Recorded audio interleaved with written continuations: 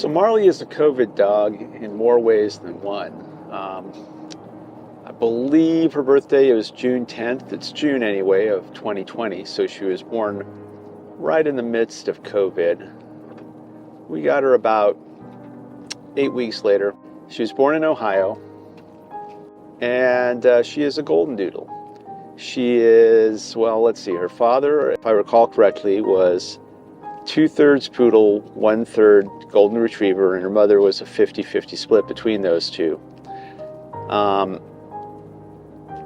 maybe her father was 3/4. Yeah, I think he was 3/4 poodle, probably standard poodle, and 1/4 golden, and her mother was 50-50. So Marley's probably about 2/3 poodle, 1/3 golden, and they breed the poodle back into the line apparently periodically. Oh, there's Doggy. Oh, he's okay. They breed poodle back into the line periodically to keep them hyper. Anyway, to reduce allergies, and to basically maintain the poodle coat, which is a major feature of golden doodles. Oh, look at that! The rest stop. Didn't know about that one. And the other is just a personality. Golden doodles are they're very friendly. They're fairly smart. They're very loving, social, active, but not crazy active, which is a nice balance. And Rhea and I got her diagnosis in April of 2020, just as COVID was really starting to hit hard. And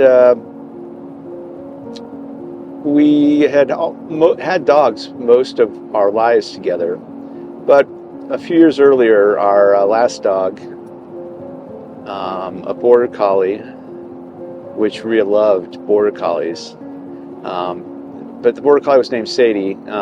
She had gotten old, and she had to be put to sleep. She was having some serious medical issues. And we knew that Rhea was going to be retiring soon, and that, the plan was that I would retire with her as well. So travel with a dog is wonderful and rewarding in some ways, but it's more complicated. So we decided that we were going to hold off on getting a dog until after we had, done all the traveling we wanted to do. And Rhea loved to travel. So once we got her diagnosis, Rhea really wanted to get a dog. And I was a little wary of that because I was dealing with a really, really difficult situation. And don't get me wrong, Rhea had found out that she had less than a year to live, and that, the medical issues that she had been having for a couple of years, at least at that point, what they were, which was Creutzfeldt-Jacobs disease. It's a rapidly degenerative disease of the brain. Think of it as Alzheimer's on steroids. So I was having a pretty hard time, dealing with that, and, increasingly becoming the person who did everything.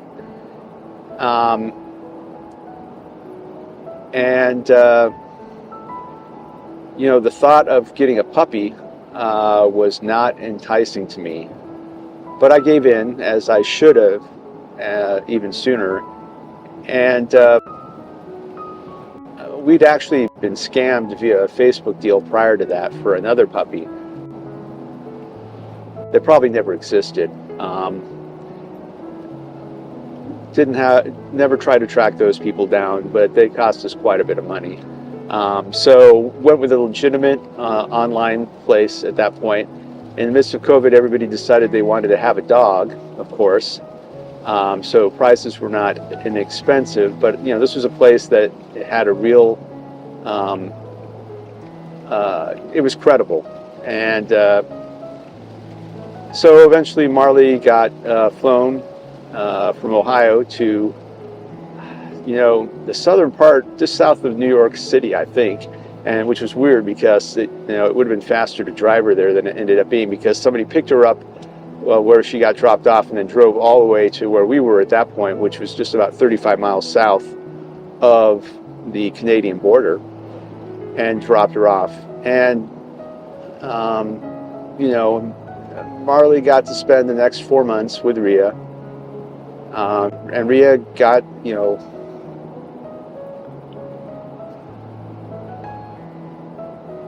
got the dog she wanted.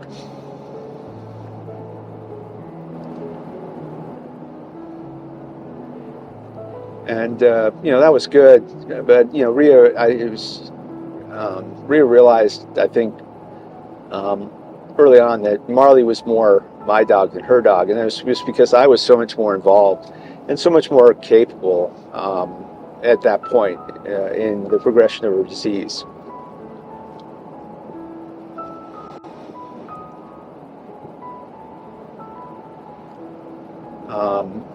Potty training Marley in the midst of that whole situation was a bit of a challenge. Marley's a wonderful dog, beautiful personality, but, you know, for whatever reason, the potty training did not go smoothly. You know, we'd be out on the back porch with her for like 45 minutes waiting for her to do something because, you know, part of the process is giving them positive reinforcement when they do the right thing. She wouldn't go. We'd finally give up, go inside. And then, like, within 5 minutes, she'd, you know, done number 1 and number 2 on the floor, which was just a little bit frustrating, to say the least. But eventually she did learn. And I did not completely lose my sanity in the process. Yes, there you are, which was good.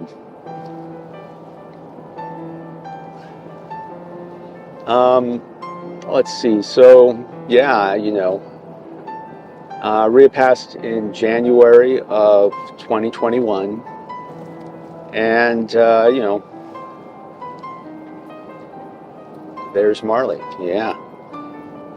And, you know, Marley has been a good friend and a good companion.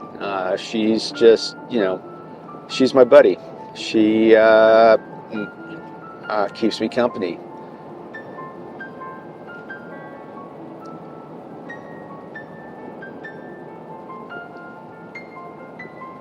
And she loves everybody, every dog, every human being, and she loves without restraint or subtlety, which can be a little bit of a challenge at times.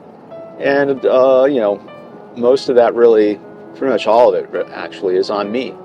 Because, you know, she was a COVID dog, like I said, which meant she did not get a lot of socialization when she was young. Initially, it was just Rhea and I. Towards the end, we had help with in-home care. But, you know, Rhea was pretty much a full-time job at that point. So it's not like the caregivers had much time for her, although they were nice to her when they had a moment. But so, you know, she didn't get really any socialization at all, in large part due to COVID and the situation. You know, we were trying to keep things sane and reasonable. We didn't want Rhea getting sick there in her last days. So, you know, again, and then after Rhea passed, I was, you know, COVID was still a big thing. There were a lot of restrictions, and I was not in a state of mind to be particularly sociable. So, you know, she did not get a lot of exposure to people for the first year or so of her life. And even now, she does not get a lot of exposure to dogs or other people. Yeah. So, you know, again, that's on me.